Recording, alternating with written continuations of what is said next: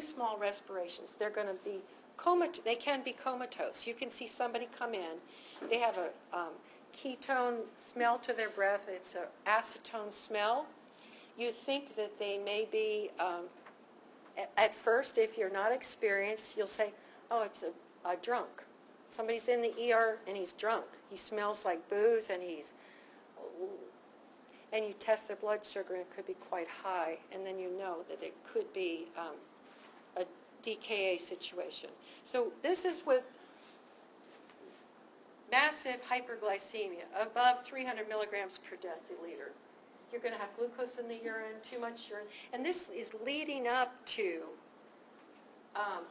the dehydration in the presence of the acidosis. That's what causes the decreased level of consciousness in these people.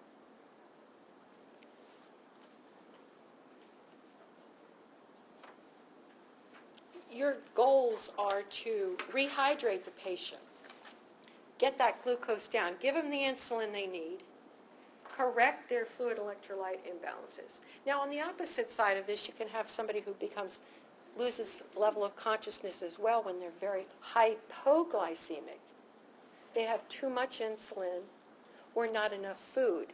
You can give them a little snack, and it can correct the blood sugar. So you have to try, especially in the school system, when you have kids come in, you can see young ones who maybe have never been diagnosed with, and they become either hyper or hypoglycemic, and it's hard to know which. So are you ever going to be hurting somebody to give them a little sugar? Not. Because if they're already hyperglycemic, adding them more sugar isn't going to hurt them. But if they're hypoglycemic and you give them some sugar, it can revive them. So just a little tip there if you're around diabetics. Okay. So their major problems are high sugar, dehydration, and acidosis. Now let's go to the other syndrome. And this is a lot of words. Hyperglycemic, hyperosmolar, non-ketotic coma, HHNK. All that means is, for your purposes, remember, this is a complication of a type 2 diabetic. Remember, they have insulin, so they're producing some insulin. So they're producing enough insulin and being able to use some of their sugar enough that they likely, when they get dehydrated, they're not going to become ketotic, non-ketotic. So a type 2 diabetic, when they get out of control, they're going to have high blood sugars, they're going to have polyuria, they're going to have dehydration, but they're not going to have ketonuria. But they can still become comatose because they're still in too much sugar. They're still not able to use the sugar that they do have.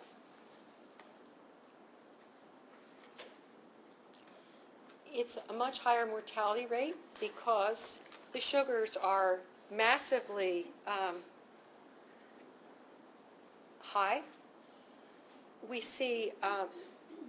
mostly see this in people who have type 2 diabetes who for some reason become dehydrated, oftentimes in nursing homes, right? Because they don't remember to drink, they're not well hydrated sometimes, they don't get that normal thirst mechanism, maybe they're demented, but we might see somebody who's comatose coming from a nursing home who is in HHNK. So characteristic of this is that liver starts producing all this glucose by conversion. The glycogen is converted by the glucagon.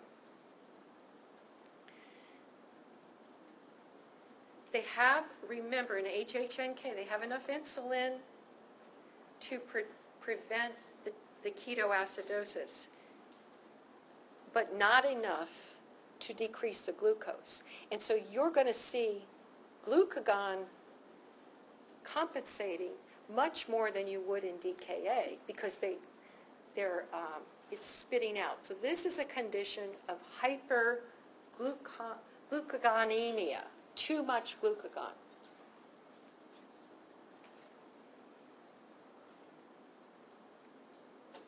The water, why do they get wacky and why do they go into coma? Because their water, they're so profoundly dehydrated and they have profound electrolyte imbalances that can kill them. But their brain cells are becoming, the water's being sucked out of them.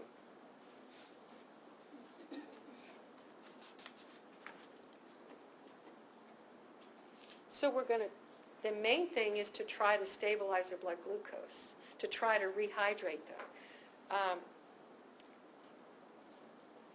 Again, why do they become comatose? It's because of usually electrolyte imbalances and the severe cerebral dehydration. So I found this lovely lady who talks about these. I think she does a nice job, so bear with me, and then we'll be finished. Next, we will discuss diabetic ketoacidosis, or DKA. A 42-year-old female drives to the emergency room, smelling of booze. She is incoherent and confused. Your first impression is that she is drunk and on drugs. She's lucky she didn't get pulled over and sent to jail for a DUI. Her vitals and labs are as follows. Blood pressure, low at 90/50. Pulse, tachycardic at 120. Her respirations are high at 30. Her sodium is 156. Normal is around 135. Her potassium is 7.9. Normal is around 4. Sodium bicarb level is 5. Norm is 15. Her glucose is 850. The norm is less than 120. Her serum acetone and urine ketone levels are positive. Diabetic ketoacidosis occurs in both type 1 and type 2 diabetes mellitus. Ketones and acetones are elevated because of cell starvation. Hyperosmolar because of elevated glucose levels in the blood. The patient is in a hyperosmolar state, and this causes osmotic diuresis, which means there's lots of free water and some electrolytes. The loss of free water can be severe, and profound hypovolemia and shock can occur. This is our main problem and requires initial aggressive isotonic volume replacement with normal saline, regardless of the electrolyte status. Aggressive volume replacement always mandates continuous electrolyte checks. The main problem is volume replacement. The next problem is protecting the brain, because quick drops in glucose levels and sodium levels can cause cerebral edema and coma. Only a small amount of insulin is required to stop ketogenesis, acidosis, and feed the starving cells. So remember, dropping glucose levels quickly is actually dangerous. So, after volume replacement, we want to consider insulin. An insulin drip of 10 units per hour is usually enough to stop the ketogenesis. Remember, the brain does not tolerate rapid shifts in osmolarity. So the corrections that we want to make need to be slow. Our next problem is electrolytes. So, we have a sodium of 156. We have a potassium of 7.9. Why would we want to replace these? These are too high. Well, let's take a look at a fish tank. If we take a normal saltwater fish tank and we pour off a third and we remove some of the saline, we let the remaining normal 2/3 evaporate by half, removing free water. Now you have 1/3 the salt water in the tank, but it's very concentrated. If you measure the electrolytes now, they're going to be too high. But if you fill the tank with free water, they will soon be too low. Remember that she has had more free water loss than electrolyte loss. This is why her sodium and potassium levels are elevated, or at least appear elevated. When the free volume gets replaced, potassium, the phosphate, and the calcium concentrations can drop, and this can be lethal. So, the bottom line in DKA is that boozy breath may mean DKA. Problem number 1 is volume. A few liters of normal saline bolus to start. You may want to switch to D5 and half normal saline with 20 milliequivalents of potassium phosphate later. Glucose correction needs to be slow and gentle. An insulin drip of 10 units an hour will feed the cells and stop the ketogenesis. The electrolytes must be checked hourly. Bicarb when initial pH is less than 7, or the patient has overwhelming acidosis. Potassium phosphate may be a replacement. This can be done with D5 and a half normal saline plus the 20 milliequivalents of the potassium phosphate.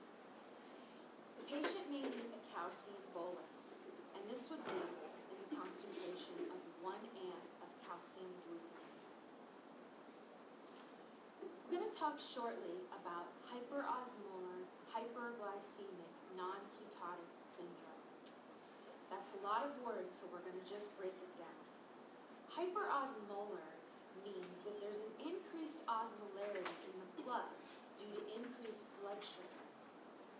Hyperglycemic means high blood glucose, usually greater than 400.